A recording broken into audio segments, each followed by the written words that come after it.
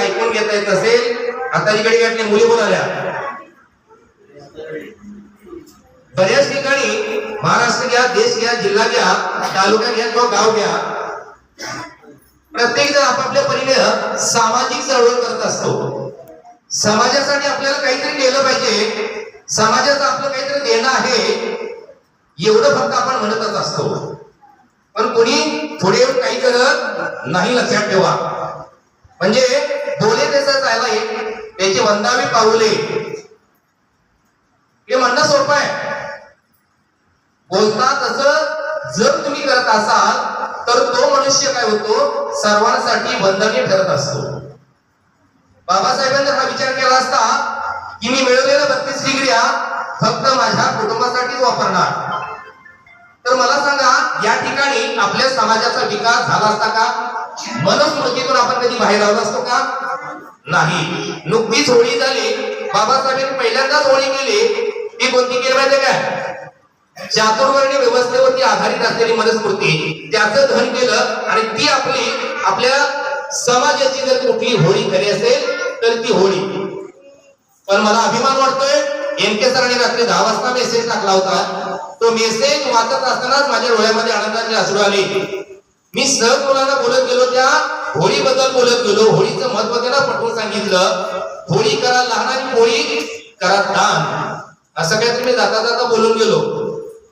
मुलांना मी कोणती सत्य केलेली नव्हती, सहज मी बोलून गेलो. तो वर्गात ज्या पद्धतीने मला टीचिंग करायचं असतं, अध्यापन करायचं असतं, तो विषय मला समजावून सांगायचा असतो, तो घटक मला समजावून सांगायचा असतो, मुलांच्या गळी उतरवण्याचा आटोकाट प्रयत्न हा शिक्षकाला करावा लागत असतो. आणि तो करण्याचा मी फक्त थोडासा प्रयत्न केला आणि माझ्या त्या प्रयत्नाला बऱ्यापैकी यश मिळालं.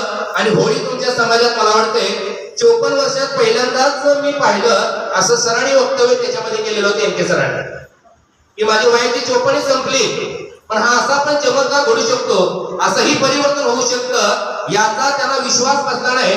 त्यांनी ते फोटो पण टाकले होते की पूर्ण गल्लीमध्ये कसा सन्नाटा पसरलेला होता. एकही मुलगा त्या ठिकाणी होळी पेटवला दिसत नव्हता, किंवा बोंबलण्याचा जो काही प्रकार असतो होळी पेटवल्यानंतर आणि ब्राह्मणांना शिव्या देऊन घालून त्या ठिकाणी जो काही प्रकार टिळसवाना केला जातो, ज्याचा आपला काही संबंध नाही, पण ते आपण रूढी परंपरेला चिकटलेली माणसं हे नेहमीच आपण आतापर्यंत करत आलो.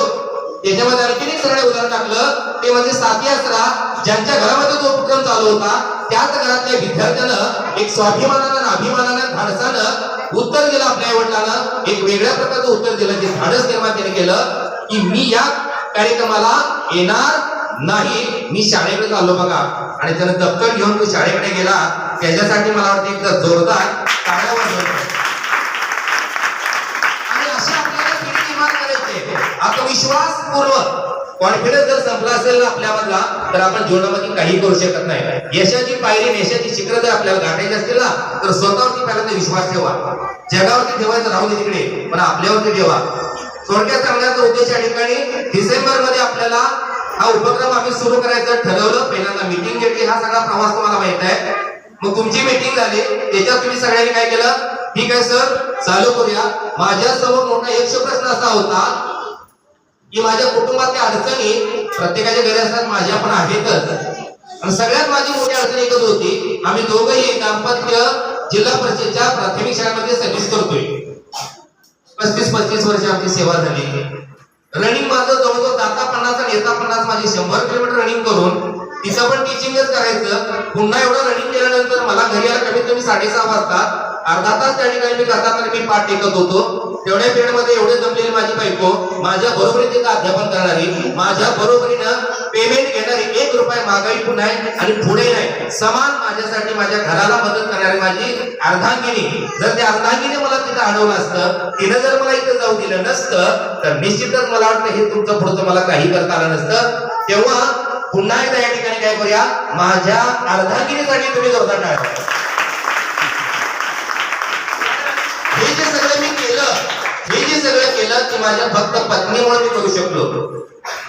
तिलाही माझा विचार पटला, कारण मी वारंवार नेहमी ज्या गावामध्ये काम करत गेलो, ज्या शाळेमध्ये काम केलो, शाळेमध्ये काम करत असताना सुद्धा असा एक उपक्रम मी करत होतो. त्यालाही तिने पाठिंबा दिला आणि तिने एकच सांगितलं की तुम्हाला या ठिकाणी भरपूर चांगली माणसं भेटलेली आहेत, एक व्यासपीठ तुम्हाला चांगलं मिळालेलं आहे. आणि याचा तुम्ही फायदा होता कशासाठी? पुरस्कार घेण्यासाठी नव्हे. आम्ही नवरा बायकोनी इतके काय पुरस्कार घेतले छोटे मोठे, ज्याच्या गावामध्ये नोकऱ्या केल्या ते काय सांगत बसत नाही, ते आमच्या डोक्यात सुद्धा येत नाही. मी हित करत असताना मला पुढे मला माझं नाव गाजेल, मग मला माझी कीर्ती वाढेल, मग मला कोणतरी भेटायला येतील, मला पुरस्कार मिळेल, यातला कुठल्याही डोक्यात आमच्या दोघांचे शिवलेला आजपर्यंत नाही आणि भविष्यात पण ती शिवणार नाही. केवळ फक्त मला काय करायचं, समाज भान म्हणतो, समाजासाठी काहीतरी करायचं एवढं म्हणतो, पण ते प्रत्यक्षात या ठिकाणी उतरून करायला पाहिजे हे दाखवण्याचा प्रयत्न मी आणि माझे सगळे या ठिकाणी सहकार्य करत आहेत. आणि मी हे करत असताना माझ्या पत्नीने जेवढं मला सहकार्य केलं तितकंच सहकार्य मला वाटतं आतापर्यंत मी अनेक गाव बघितली, पण या गावाचं मला खरोखर मनापासून शतशः आभार व्यक्त केलं पाहिजे की तुम्ही मला या ठिकाणी उचलून धरला, माझ्या या कार्याला तुम्ही पाठिंबा दिला. तिथं सोबत असणारे दररोजचे काही पालक आहेत त्या सर्वांची मी नावं घेत नाही, विशेषतः नंदू या ठिकाणी आहे, त्यांचा मुलगा 8वीला आहे. एक मला वाटतं एकही दिवस ते चुकवत नाही. मला वाटतं शालेय जीवनामध्ये ती शाळा शिकत असताना दांड्या मारत असते, पण आता मात्र ते ह्या शाळेमध्ये नेहमीच हजर असतात. काही जर लोक असं म्हणले की आम्हाला आमचं बालपण सर तुम्ही आठवण केलं या ठिकाणी, की लहानपणी आम्ही शाळेमध्ये दप्तर घेऊन जात होतो, चड्डी सरळी नसायची, अंगामध्ये शर्ट नसायचा, दारिद्र्याच्या 28व्या दारिद्र्यामध्ये आमचा प्रवास झाला. मध्येच आम्ही शिक्षण सोडलं, परिस्थितीमुळे आम्हाला शिक्षण घेता आलं नाही आणि तुमच्यासारखे एक शिक्षक आम्हाला या ठिकाणी भेटले, खांडेकर सरांसारखे या ठिकाणी शिक्षक भेटले. टीचिंग मध्ये म्हणतोय फक्त, पण टीचिंग पेक्षा सुद्धा नॉन टीचिंग मध्ये असणारे लोक आहेत, त्यांची जी ताकद आहे ती फार मोठी या ठिकाणी. त्यांनी जर आम्हाला सपोर्ट केला नसता, त्यांनी जर आम्हाला सहकार्य केलं नसतं तर ही वाटचाल झाली नसती. मग एक लक्षात ठेवा, हा कार्यक्रम सुरू होऊन जवळजवळ 3.5 ते 4 वर्ष आता या ठिकाणी 3.5 ते 4 महिने या ठिकाणी होत आलेले आहेत. आणि एवढ्या कालावधीमध्ये आम्हाला जे जे काही करता येईल, शाळेमध्ये ज्या पद्धतीने उपक्रम राबवले जातात त्या पद्धतीने उपक्रम या ठिकाणी आम्ही राबवण्याचा प्रयत्न केला. त्याच्यामध्ये बालसभा घेतल्या, सावित्रीबाईचा कार्यक्रम असेल, नुकताच आपला शिवजयंतीचा कार्यक्रम झाला, 26 जानेवारीचं छोटंसं गॅदरिंग आपण या ठिकाणी साजरं केलं. मुलांनी चांगल्या प्रकारे आम्हाला प्रतिसाद दिला आणि सगळ्यात महत्वाचं म्हणजे ज्यांचा साऊंड सिस्टम